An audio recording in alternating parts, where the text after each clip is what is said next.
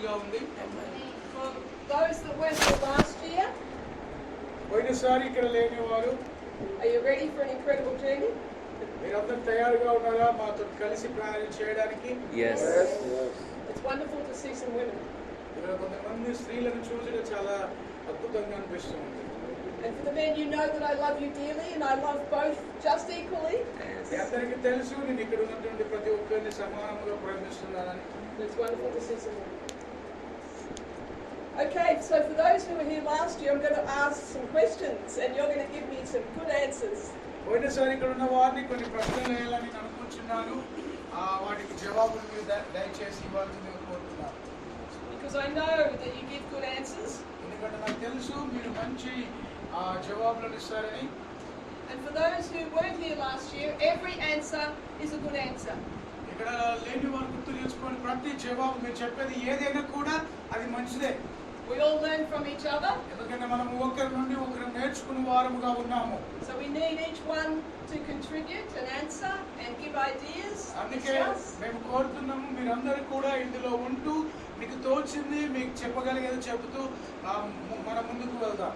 Okay, so first question. మొదటి ప్రశ్న. Can anyone remember one thing that affects the meaning of Scripture? ఎవరైనా గుర్తు పెట్టుకున్నారా దేవుని యొక్క వాక్యాన్ని అర్థం చేసుకోకుండా లేదంటే ప్రకృతిలో పట్టేయడానికి గల కారణాలలో ఏదైనా ఒక కారణం మీరు చెప్పగలరా?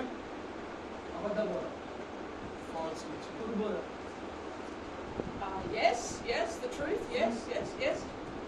Everybody, I can see the ones that have taken notes. Relationships. Yes, very good. Relationships. Okay, so relationship between God and us and each other affects meaning of Scripture. దేవునితో ఉన్నటువంటి సంబంధము లేదంటే మనము ఇతరుల పట్ల ఉన్నటువంటి సంబంధం ఏం చేస్తుందంటే కొన్నిసార్లు దేవుని యొక్క వాక్యాన్ని అర్థం చేసుకునే రీతిగా చేసుకోనివ్వకుండా ప్రకృతిలోకి తప్పిస్తూ ఉంటుంది. Jesus spoke very differently to his disciples and very differently to the Pharisees. మనం చూసినట్లయితే యేసు ప్రభువు వారు తన శిష్యులతో ఒక విధముగా మాట్లాడారు, అదే విధముగా అక్కడ ఉన్నటువంటి పరిసయ్యులతో కూడా ఒక విధముగా మాట్లాడారు.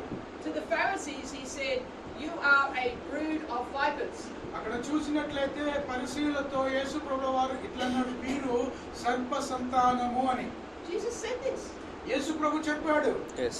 But if we did not know who he was speaking to, we could think that he is saying that to us. He's God.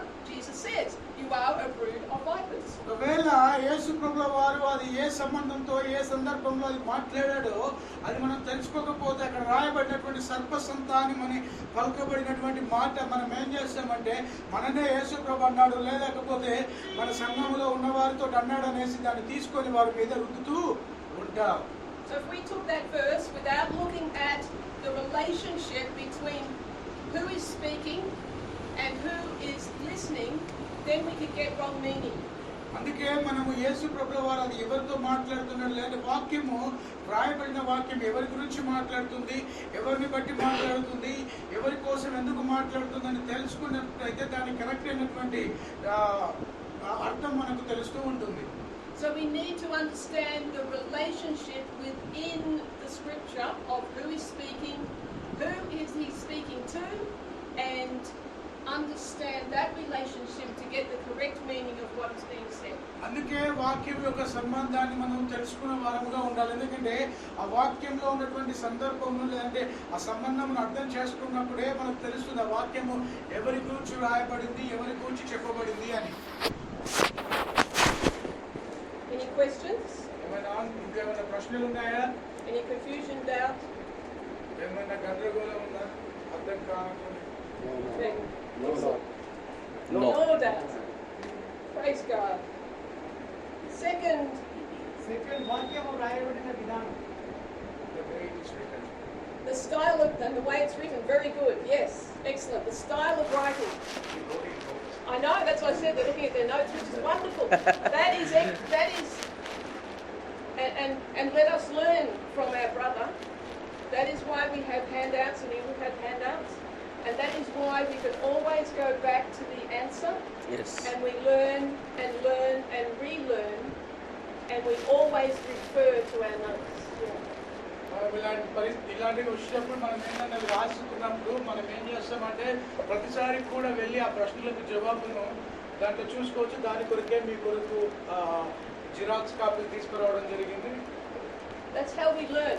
ఆ విధంగానే మనం నేర్చుకుంటా ఉన్నాం. So many things in this world. How are we going to remember? ఈ లోకంలో చాలా విషయాలు ఉన్నాయి. అవన్నీ మనం ఎలా గుర్తుపెట్టుకోగలుగుతాం? I don't have a gift of memory. ఆమెకు కూడా గుర్తుపెట్టుకునేటువంటి జ్ఞానం లేదట. My son and my daughter will testify of that. ఇక్కడ కూర్చున్నటువంటి నేను కావచ్చు, సోదరి కావచ్చు, దాని గురించి సాక్ష్యం ఇస్తామని చెప్పి. Mom, I already told you this. So we write it down. అందుకే ప్రతిది ఏదైనా గుర్తుపెట్టుకోవాలంటే దాన్ని రాస్తే మనకు చాలా గుర్తు ఉండిపోతుంది. ఒకవేళ మనం మర్చిపోయినా మరలా వెళ్ళి వాటిని మనం చూసుకోగలుగుతాం. It also protects the truth, as you were saying, false teaching. If we don't write it down, we can have a false memory of what I actually said. ఒకవేళ మనం దాన్ని రాయకపోతే మనం ఏమైపోతాం అంటే అబద్ధములు లేదంటే అబద్ధ బోధ మనకు వచ్చినప్పుడు దాన్ని కూడా ఫాలో అవుతూ దాన్ని నెరవేరుస్తుంటాం. కాబట్టి మనము అబద్ధం చెప్పే వారిలాగా ఉంటాం. So the style of writing, getting back to the answer to the question, మనం మళ్ళీ జవాబులోకి వెళ్తే రాయబడిన విధానం. the Bible has many styles of writing. మనం పరిశుద్ధ బైబిల్ గ్రంథంలో చూస్తే బైబిల్ గ్రంథం మొత్తం కూడా వేరువేరుగా అంటే రాయబడిన విధానాలన్నీ కూడా వేరువేరుగా ఉన్నాయి. Can anyone remember Yes. different styles? ఎవరికైనా గుర్తుందా? కథల ద్వారా దేవుడు వాక్యాన్ని మాట్లాడాడు. Stories, Yes. పాటలు, కీర్తన, గీతం ద్వారా. songs. Songs? Okay, so hold on. Let us see if someone else can remember. ఇంకెవరైనా చెప్పగలుగుతారు? ఇక్కడ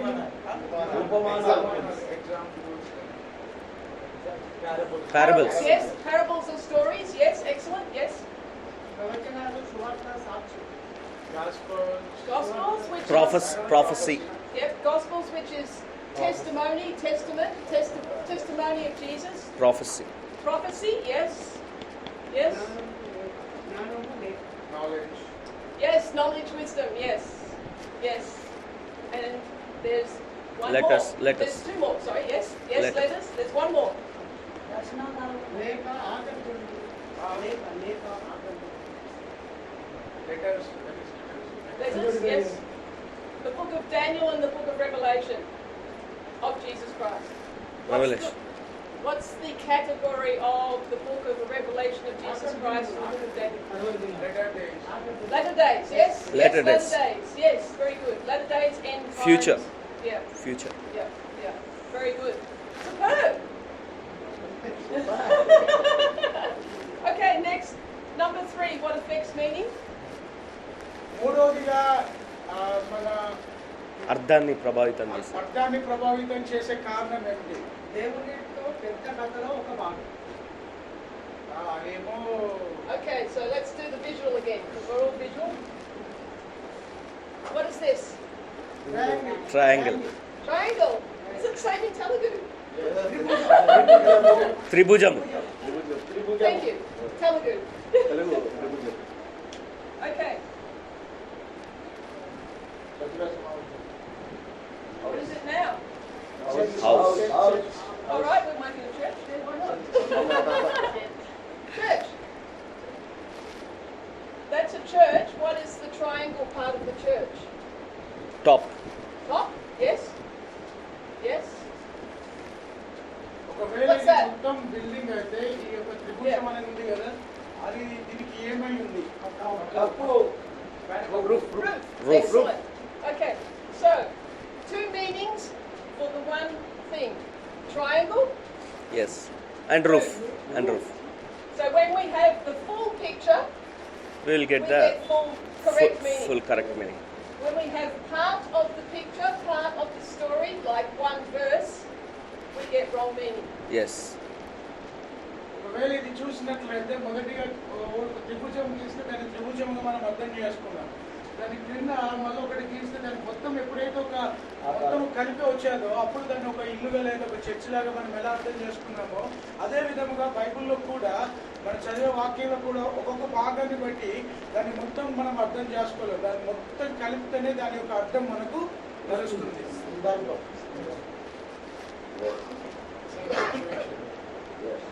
Oh, hang on, we've moved on. Speed. Okay, so number 3 is everything of Scripture is one part of God's full story. So the full story is from Genesis 1:1 to the end of Revelation. That's the full love story of God. చూసినట్లయితే ఆది కాండము నుండి ప్రకటన గ్రంథం వరకు దేవుని యొక్క కథగా మనం అది దేవుడు మన కొరకు ఆయన రాసినటువంటి ఒక లేఖగా లేదంటే మనకు ఒక ఏర్పరిచిన ఒక గ్రంథం అది. ఆ గ్రంథంలో ప్రతి వాక్యం అనేది కూడా ఒక భాగము మాత్రమే. And his love story continues and will continue with us today and forevermore. But in the Bible and the Scriptures, it's from Genesis to Revelation. అదే విధముగా ఆయన దేవుని యొక్క ప్రేమ అనేది లేఖపూర్వకంగా ఒక బైబిల్ మనకి ఇచ్చాడు. అది ఇప్పుడు రేపు ఎల్లప్పుడూ అది ఉంటూనే ఉంటుంది మనతో పాటు. కాబట్టి అందులో ఉన్నటువంటి వాక్యం అనేది కూడా అందులో ఒక్కొక్క భాగంగా మనము చూడాలి. Okay, so the Bible is God's love story. Amen. Amen. Amen. Hallelujah.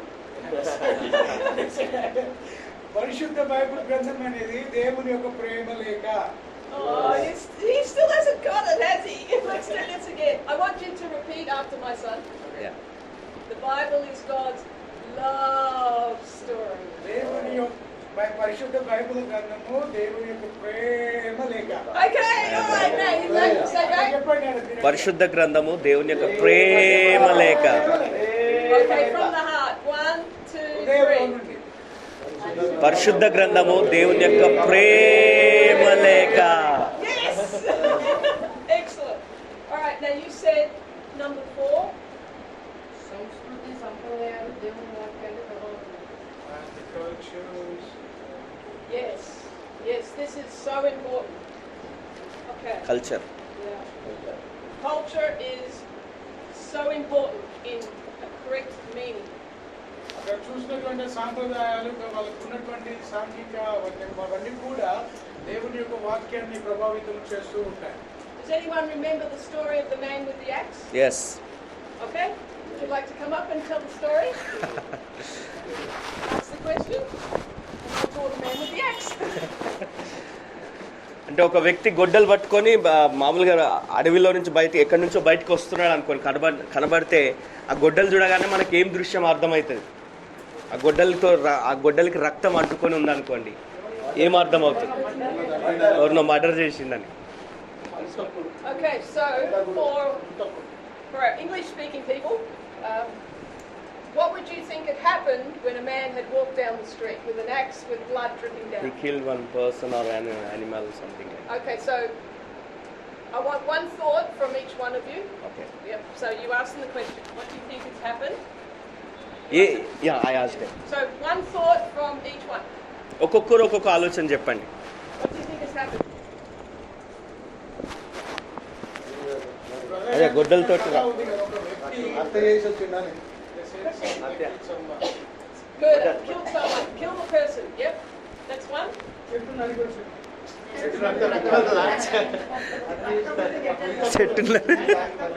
చెట్టులో ఒక్కరికి రక్తం ఉన్నది. Okay, so some of our new ones. Yeah. వేటకు పోతే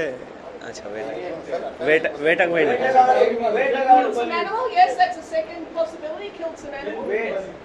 Why? Killed an animal. Why? Okay, hold on. Killed. అదే చెప్పింది. ఒకరు చంపిండు, రెండోది ఒక జంతువు. Hold on. Killed an animal. Why? Why? Why? ఎందుకు ఆయన ఆ యొక్క జంతువును చంపిండు? ఆయన కాపాడుకోవడం. To protect himself. Okay. Yes. All right. So if we walk into a village, ఒకవేళ మనం ఒక గ్రామంలోనికి వెళ్తున్నప్పుడు లేదా నడుస్తున్నప్పుడు ఒక గ్రామంలో when it's Diwali time, for example, ఒకవేళ అది దివాళీ సమయం అనుకోండి, and there's a disturbance in the village, అది మనం చూడట్లు చాలా విధంగా గందరగోళం ఉంటూ ఉంటుంది, నిశ్శబ్దంగా ఉండదు ఆ గ్రామం. and the man's walking down the village with his axe and blood dripping down. It's a Hindu village. What do we think could have happened? ఒకవేళ ఆ సమయంలో ఈ యొక్క వ్యక్తి ఆ గొడ్డలితో రక్తం కారుతున్నటువంటి ఆ గొడ్డలితో నడుచుకుంటూ వస్తున్నాడు అనుకోండి ఆ గ్రామంలో, మీరు ఏమనుకుంటారండి?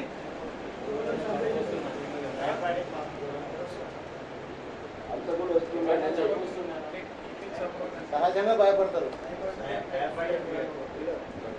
Okay, so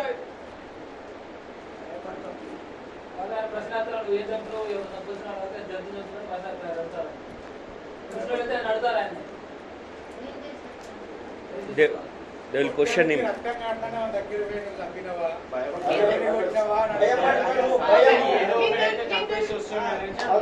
Hindu or tribal village at festival time. అది ఒక హైందవ గ్రామం అనుకోండి. హైందవ గ్రామంలో ఒక వ్యక్తి అలా వస్తున్నాడంటే దానికి ఏమనుకోగలుగుతారు?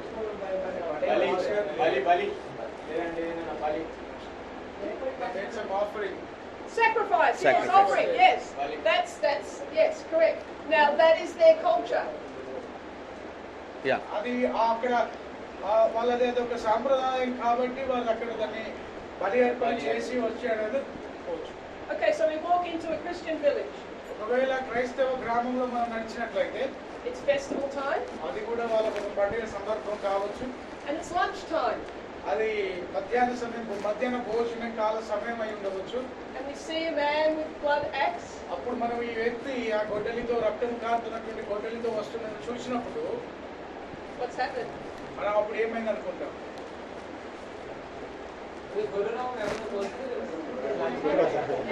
Lunch, yes. Yes, for us to eat. Yes, yes. అవును. Okay, different culture. Yes. అక్కడ మనం చూసినట్లయితే ఒకటే వ్యక్తి అదే గొడ్డలితో వచ్చాడు. అక్కడ చూస్తే సందర్భం వేరుంది, ఆ సాంప్రదాయం వేరుంది. ఇక్కడ చూసినట్లయితే కూడా సందర్భం అదే అయినప్పుడు కూడా సాంప్రదాయం వేరుగా ఉంది. Totally opposite meaning. అక్కడ మనం ఆ సాంప్రదాయ ప్రకారంగా చూసుకుంటే ఇక్కడ ఉన్నటువంటి అర్థం అనేది ఎలా ఉందంటే ఒకదానికి ఒకరికి వ్యత్యాసంగా ఉంది. To the same text, the same situation. అదే ఏదైతే మనం ఇప్పుడు చూసాం అలాగనే పరిశుద్ధ బైబిల్ గ్రంథంలో కూడా వాక్యానికి కూడా అలాంటి సందర్భమే ఉంది. So we have three possible meanings of the same situation. Possible meanings. ఒక సందర్భానికి Situation. మూడు రకాలమైనటువంటి పరిస్థితులను మనం చూడవచ్చు. That is dependent on culture. అవి మూడు Dependent కూడా on culture. ఆ యొక్క సంప్రదాయాల మీద ఆధారపడి ఉంటాయి. Now, all of you who said that he has murdered another person, are you from village or from city? ఇక్కడ ఎవరైతే ఈ వ్యక్తి హత్య చేశాడు అని అన్నారు వారందరూ కూడా గ్రామాలకు చెందినవారా సిటీలకు చెందినవారు పట్టణాలకు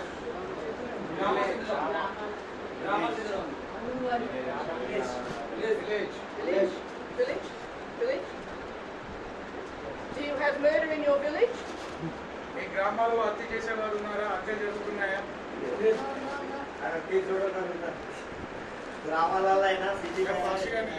So many dramas about people killing each other.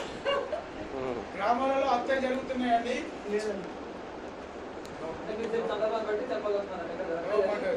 No murders. So I'm interested, why did you think that there was a murder if you're from a village? ఒకవేళ మన గ్రామాలలో ఆ హత్య జరిగినప్పుడు ఈ దృశ్యం ముందుకు రాగానే హత్య జరిగిందని ఎందుకు మీరు ఆలోచించారు? Interested. It's not part of the teaching. I want to learn. Because of blood. Because of blood. So blood to you and your culture is death of a person. Is that right? Yeah. Yeah. Thank you. Thank you. Because of your culture, that is your interpretation of meaning. మన మధ్యలో ఉన్నటువంటి సాంప్రదాయం లేదంటే మనం చేసేటువంటి ఆ యొక్క పరిస్థితిని బట్టి మనం ఏం చేసామంటే దాని అర్థాన్ని మనం అర్థం చేసుకోగలిగాం. Yeah. Okay. So last one. ఆఖరిగా అది ఎందుకు రాయబడ్డది గ్రంథకర్త రాయడానికి ఉద్దేశం ఉంది. why it is written and what is the intention of it. Yes. Yes. Every point is most important. So we need to ask the question of the text. Why do we think it is written? Why do we think that God has written it? And why do we think it's in the Bible? మనం వాక్యము చదువుతున్నప్పుడు అది ఎందుకు రాయబడింది, అది నాతో ఏం మాట్లాడుతుందనే మనసుతో దాన్ని అర్థం చేసుకోవడానికి మనం ఎప్పుడు కూడా ప్రశ్నించుకునే వారంగా మనము ఉండాలి. And why do we think that the person that has written it, that God has worked through, why do we think they have written it? మనం ఇలా కూడా ప్రశ్నించుకుంటూ ఉండాలి. ఎందుకు ఈ వ్యక్తిని దేవుడు ఈ విధంగా విధంగా ఈ యొక్క వాక్యాన్ని రాయించాడు, ఈ యొక్క మాటను రాయించాడు అని. Why do you think that's important? ఎందుకు అలా చేయడం ప్రాముఖ్యమైనదని మనం అనుకుంటాం?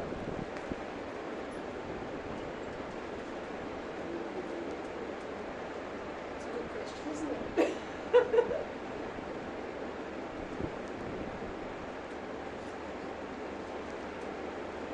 If we don't understand the heart of the person and the reason why it is written, we can put the wrong meaning to the text.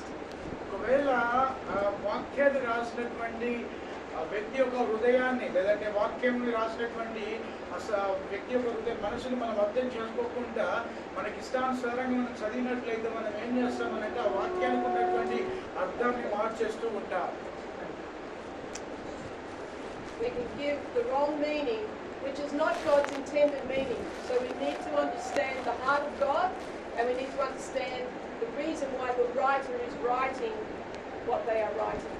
దేవుని యొక్క హృదయాన్ని, దేవుని యొక్క మనసును మనం అర్థం చేసుకోవాలి. అన్న మాత్రమే కాదు, ఆ వాక్యాన్ని, ఆ గ్రంథాన్ని రాసినటువంటి గ్రంథకర్త యొక్క ఉద్దేశాన్ని మనం అర్థం చేసుకొని ఆ వాక్యాన్ని చదివినప్పుడే దానికి సరి అయినటువంటి అర్థాన్ని ఇవ్వగలుగుతాం. లేకపోతే ఆ వాక్యాన్ని యొక్క అర్థాన్ని మనం మార్చేస్తూ ఉంటాం. Okay, now we're going to start. మనం ఇప్పుడు మొదలు పెడతాం. Everyone stand up. ప్రతి ఒక్కరు నిలబడతాం. Big stretch, reach right up to the ceiling. చేతులు పైకి చాపండి ఒకసారి. Stretch around. చాలా మంది నిద్రపోతారు. This way, that way. Hallelujah. Did we do any songs last time? No, we didn't do any songs. We didn't do any action songs. Yes, we did. We did something. Does anyone know an action song? ఇక్కడ ఎవరికైనా action song వచ్చాయండి? Telugu action song. No kids here. Hey! Come on, someone.